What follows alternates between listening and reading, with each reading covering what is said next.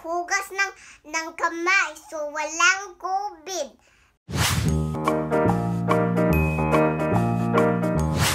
Hi guys, today we're gonna make the Tagalog for me. We're gonna learn it.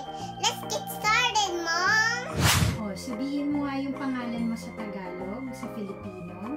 Anong pangalan mo? Anong pangalan mo? Anong pangalan mo? Ako si Mary Mihana Messina. Ilang taon ka na? Ilang taon na ako? 4. Anong Tagalog ng 4? 4. Saan ka nakatira? Natira ako sa Quezon City. Okay. Marin, anong Tagalog ng dog? Aso. Ng light? Ilaw. Ng car? Sakyan. Ng elephant? Elefante. Ng bear? Oso. Ng mouse? Daga. Sinong takot sa daga?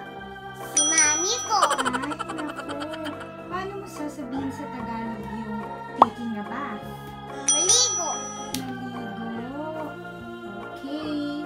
Anong dapat sinasabi sa mom pag may tinatanong siya? Kumain ka na ba, Marin? Anong dapat sagot? Po. Ang galing. Thank you, Marin.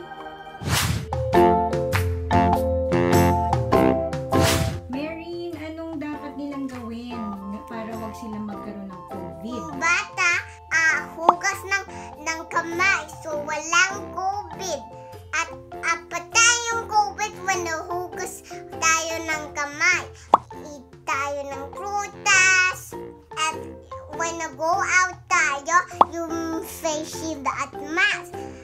But hindi yung kid when go out. Hindi yung bata. Click the bell button. See you next time. Bye-bye.